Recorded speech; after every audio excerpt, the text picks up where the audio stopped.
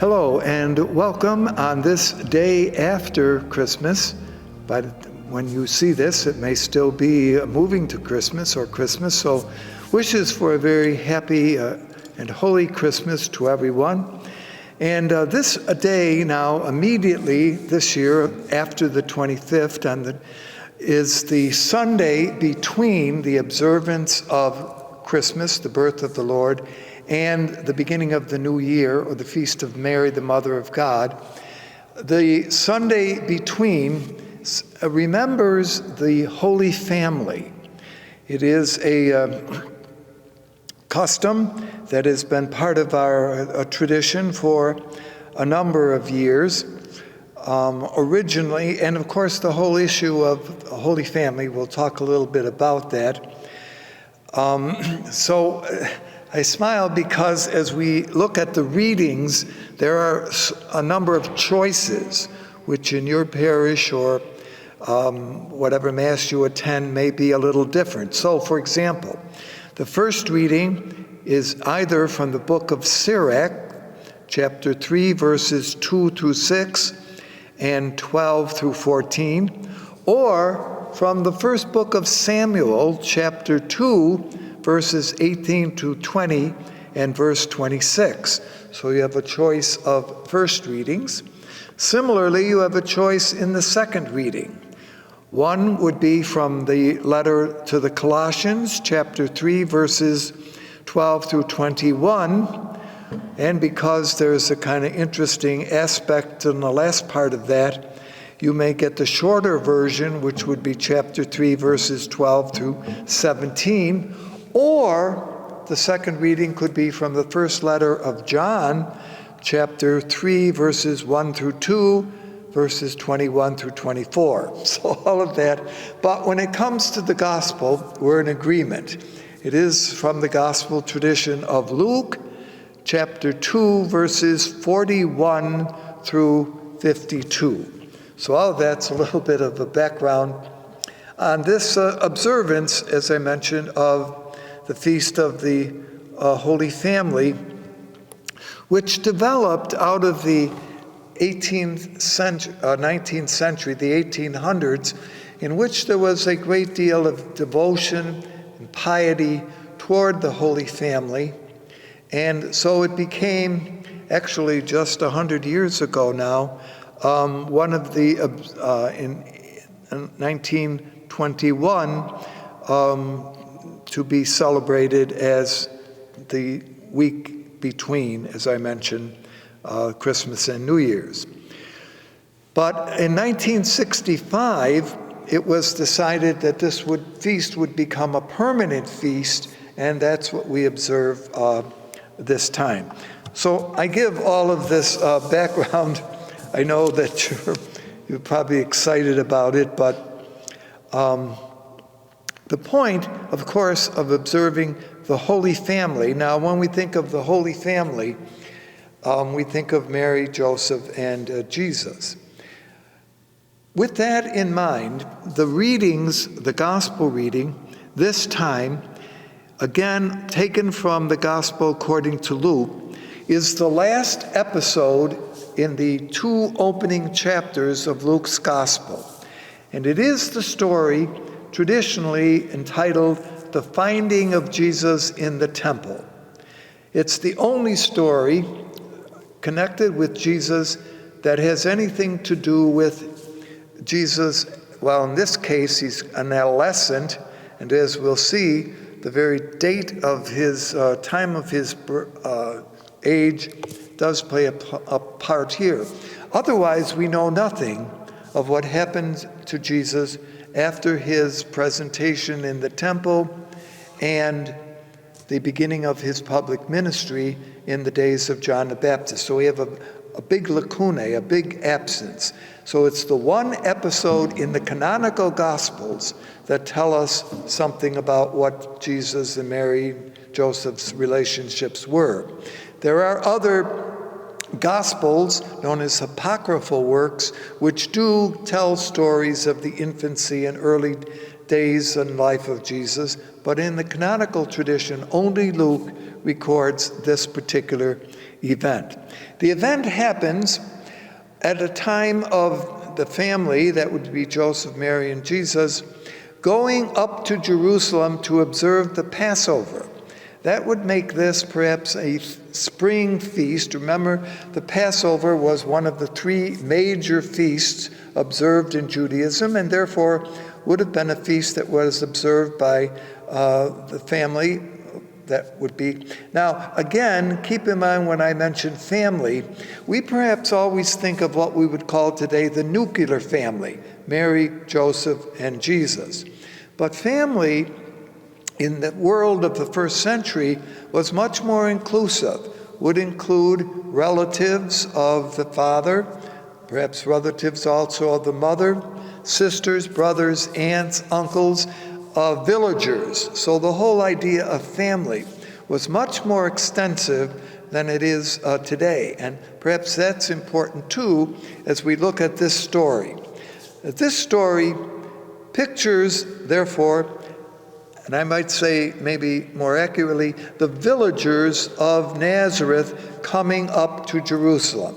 So it wouldn't have been just the three of them, but would have been other. Now, who exactly those family members are or not, we don't know, but it would make sense that they came together as a unit to observe the Passover, which of course is a major feast of remembering the years when Moses had brought the Israelites out of the land of Egypt through the wilderness years, and it was there they were being prepared to enter the Holy Land. Now, the story, I'm sure, is quite well known. When the observance of the Passover took place, was completed in Jerusalem. Again, Passover is not a place where they gather, say, at the temple or some synagogue, but rather was really a family, a home celebration. Yet it was important for the Israelites to celebrate those home celebrations in the sacred city. That would be Jerusalem. So there was a communal aspect to these observances. What we find happening here is that when the observances had taken place, usually Jewish holy days or holidays lasted for a week's time, or 8 days. Then they would return to where they had come from. And as they are making the journey home, there is a supposition on the part of Joseph and Mary that Jesus would have been traveling not with them, so it's not like the two coupled together, but as I mentioned, traveled in groups, and men tended to travel together, and women tended to gather together on these pilgrimage journeys. Now, why I mention this is, probably know this, that in the early years of a young boy's life, the principal teacher of the values that were important to that boy was the mother. Mother kind of determined. Now, when I say mother, again, keep in mind, this might be older sisters, aunts, relatives, grandparents, grandmothers rather, all women who in some ways helped shape the young boy for the future, particularly if he were the firstborn. There was a kind of preference for the firstborn. Of course, Jesus, if you remember, is the firstborn. And so much of what he might learn and come to understand would have been taught by the women, and of course, appropriately by Mary. Now, what happens is, as they make this return journey, Joseph assumes that Jesus is with the women, as he had been. But also at this particular juncture in life, notice it's important to state that Jesus is 12 years old. Would have been the approximate year in which a child moved from being a child to being an adult. Now, we might speak today about adolescence, and certainly there were those young years of adulthood, but the idea of adolescence that we have today was not part of the ancient world. There were two stages, a child and an adult. And when you became an adult, you received all the responsibilities of an adult. And also, at this particular juncture in a young boy's life, he moved from relationships connected primarily with women to those primarily connected with men. So that would be Joseph and all of the village men and others. And when you entered into that, it was, of course, the patriarchal world that you were going to be a part of. And sometimes there were a kind of training session of a young boy to enter into this stage of life.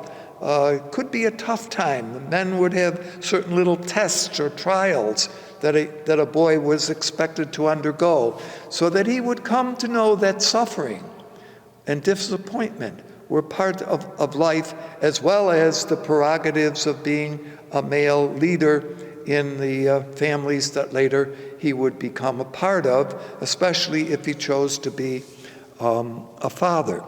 So in this case, sometimes Joseph is overlooked, but Joseph also is responsible for the upbringing of Jesus, and as were all fathers in that same time period. So Mary, therefore, perhaps thought, well, Jesus has now made the move over to the men's group, so that's why he's not with us. He must be with them. And you can imagine that it's only at the end of the first days of pilgrimage journey that Joseph and Mary kind of now meet again, discover, where is Jesus? Well, he's not with us. He's not with us. So where is he? And now you can see a true parental concern about finding a child. Yeah, he's a young guy, but nevertheless, we're really, as most parents I think would be concerned about where he is and what's happening to him. And it's with that in mind that we hear that they decided, well, he's not in this group, he's not in this group, where he must be back in Jerusalem. So now they make the trip back to Jerusalem. Again, you can think they've gone about a day's journey, so now it's another day's journey to get back there. And as good stories go, especially from Luke, who likes 3, discovers Jesus after 3 days of looking for him. Where do they find him? They find Jesus in the temple. Now, in Luke's gospel, and we have mentioned this and will mention this frequently, that important moments in Jesus' life take place in Jerusalem, and it is in Jerusalem that the temple is there. The temple, of course, has a long and rich story which we have looked at before. In the temple, not in the temple building itself, as I point out. The temple building itself belonged to God, and nobody went into that temple building except designated priests on specific occasions to offer sacrifices for the people. So when we're talking about the temple, it's the temple area, and there was a special section which was set aside, known affectionately as Philosopher's Corner, or as where the rabbis, the teachers, would gather to teach. And it's here that Jesus is discovered by Mary and Joseph. He is pictured as being with these rabbis or teachers. The term rabbi would have been used, but really they were considered to be teachers, primarily teachers of the law, namely the tradition that had come down. And we find Jesus in the midst of them. And it's important here because all the pictures we often see of Jesus is sitting there teaching the teachers. Not exactly what Luke says here. It pictures Jesus as being present with the teachers, listening and asking questions. So there is a real wisdom here. And it's the way in which learning went on in those days in the rabbinic tradition. Ask a question, and from the question, often comes an answer, and from the answer often comes another question, and that's the way in which learning takes place. So it isn't here that Jesus is kind of sitting there dominating over the gathered rabbis, as sometimes the art that we produce shows, but much more Jesus shows the wisdom that is his by first of all listening and then asking questions. And when they then in turn apparently say, good question, here's our answer, what do you think? And it's there that the wisdom of Jesus is illustrated. So yes, the temple scene is important. They are amazed, that is, the scholars there, at his wisdom, at his wise answers. Now, what were they? We don't know, okay? So we don't know whether they were talking the law, whether they were talking life, but whatever it was, they were quite impressed. Luke uses the phrase, amazed at his wisdom. So already they recognize that this child, now this young man, see, here he is, because as I mentioned, about the age of 12, a boy moved from being a boy to being a man. Physically, why was that chosen? Because by around this time in life, a young man could become a father. And so that he moved from being literally a boy to being a man. So that would be another indication as to why this story is remembered by Luke. Now, the parents come and on the scene, Mary says to Jesus, "Why have you done this to us? Your father and I have been searching for you."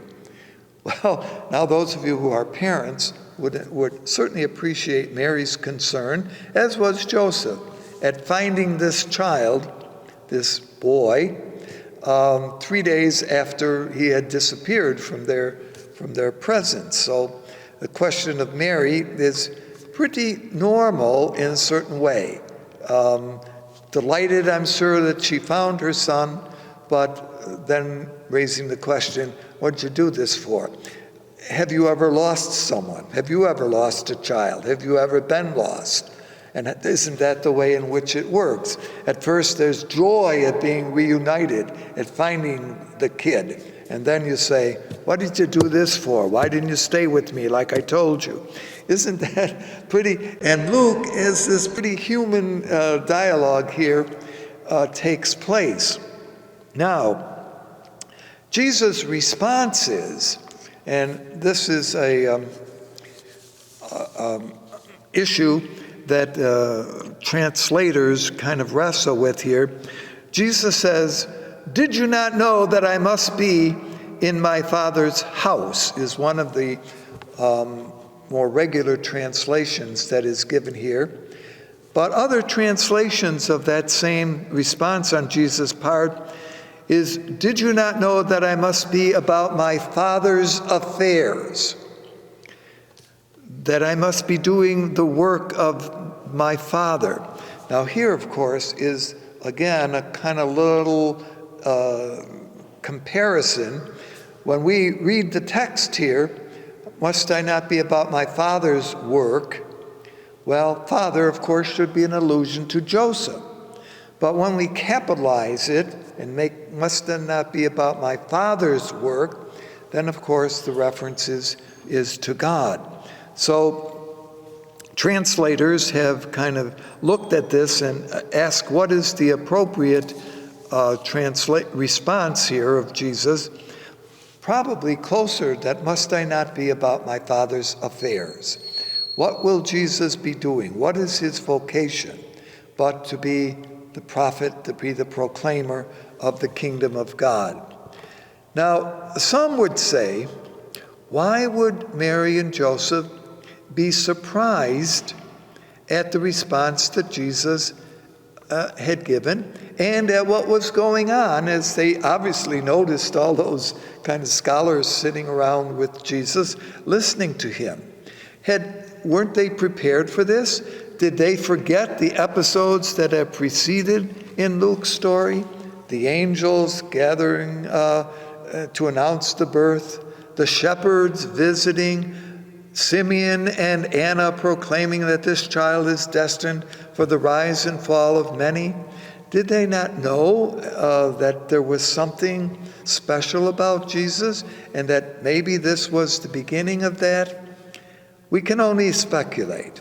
But as you can see, there's a lot of material that goes on here. And I did want to notice here that this isn't, sometimes when we present the Holy Family as if everything went just the way I suppose we hoped that they would be when Jesus was asked to do the dishes, of course, Mother. When Joseph was asked to Joseph asked him to take out the garbage, of course, Father. Like all your children immediately respond whenever the command or invitation is given. Look again, Jesus is pictured as a true human being.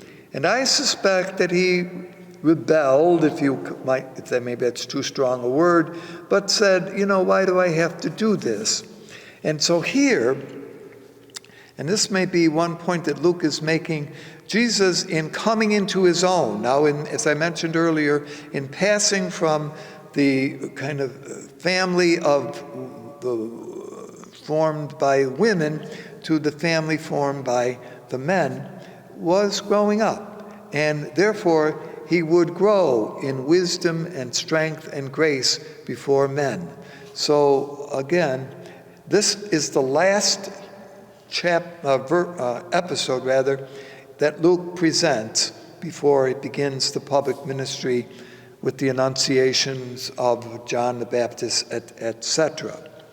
So I often kind of looking at this find that there is a tension which is often felt between an adolescent and the piety which is due, in this case, to his parents, but also what he is being pulled toward a higher vocation. See, Jesus is learning that his mission comes from and is moved by the same God who announced to Mary that she would be the mother of the Redeemer, to Joseph that he would be the one who protect and care for him. So all of that, as I might suggest, kind of nice thinking as we gather for a Holy Family. Nothing wrong with the word holy, but I often point out, although the text doesn't say this, that what if you put the W in front of holy? Then you would have whole. And it truly is a whole family that Jesus is shaped by and grows up in. And maybe that's an inspiration and a help as we observe this feast. Luke points out that Mary kept all these things in her heart. Now, he uses that phrase 3 times in the infancy conception stories. This is the 3rd time. When she keeps those things in her heart, what that might mean is just what is happening here. See, we always assume that Mary has foreknowledge of just what is taking place, that somehow she has a plan that God has given her and finds him living it out or fulfilling it. Not the case. And so Mary, too, will have to grow in appreciation of what this son of hers will be all about. Now, some point out that some of the language that Luke uses here is similar to language which he will use at the end of his gospel. Namely, at the end of his gospel, Luke is concerned with the resurrection of Jesus. And the language, and it's a kind of interesting study of the language that is used in this particular chapter, where you remember that much of Jesus' mission is searching out the lost so that they may be found. Of course, some of the great parables of Jesus, we will see, reflects that. So Mary and Joseph are looking for Jesus, and he is found. Remember, they're looking for Jesus after he had died and was buried. They go to the empty tomb seeking him, but he is not to be found because he has risen. So just in passing, the importance here of looking at how chapter 2, which I think I've mentioned, could stand as an individual unit, namely chapters 1 and 2 of Luke's Gospel, may well have been an addition put on to Luke's Gospel, ironically, after the rest of the Gospel had been written. See? So we always, because obviously read it first, it comes first, but apparently was developed later on in order to develop certain thoughts that we have looked at and will continue to look at. Just a quick word. As I mentioned, there can be two opening first readings, one from the book of Sirach and one from the book of Samuel. Samuel is designed for the sea year. Samuel, as you probably know, the great kingmaker, last of the great judges, the first of the great prophets, his mother Hannah had come to a place called Shiloh where the Ark of the Covenant was kept, and had prayed quietly and silently that she might have a child. She did not have and could not conceive at that point. Her husband had another wife, that's another whole part of the tradition, who was able to have children, and that made life difficult. But her husband said, "You know, you're my favorite wife. Why are you sad?" Well, she prayed. Truth of the matter is, she promised that if she received a son, she would dedicate him to the service of the temple. Samuel is born. When he's 3 years old, Wayne kind of able to go on his own, she dedicates her son to the worship duties that are taking place at Shiloh. The father is kind of gracious enough to agree with this. What's interesting is that once a year, Hannah would visit her son, working there at the shrine, and bring him a new garment. So she still retained control. That goes to a point that I made earlier on about women. God, however, truly blessed Hannah. Later on, she has, I think, 4 more children. 3 sons and 2 daughters. So she's all set. See, because a woman in Hannah's position, and this is true about a number of women in the Old Testament, having children, particularly male children, was a security. It certainly meant that she had a place in the family with regard to bringing offspring into the world. So anyway, that reading from Samuel can be used because of the dedication of Samuel to the Lord's ways. Obviously, Jesus is dedicated to the Lord's ways. The Sirach reading, which we'll look at, talks about the responsibilities that a child has to his parents, and that's a kind of wise kind of sayings. So I'm not sure just which reading you will hear.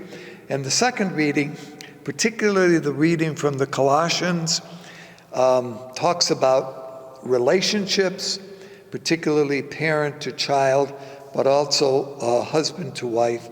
That's another whole story, which I think we looked at once before, and why there's a shortened version of Colossians, which simply leaves that section out, because it says, wives should be subject to their husbands. Well, I'm sure that will rankle a little discussion. Anyway, on this Holy Family weekend, so very close to the Christmas celebrations, may truly all families, as they struggle, as they grow, as they progress, as did Mary, Joseph, and Jesus, so do our families in our time. We hope that the compassion, the peace, and the forgiveness that were illustrated by the family of the Holy Family might also be illustrated in our families. Thank you, and have a wonderful week and a good new year.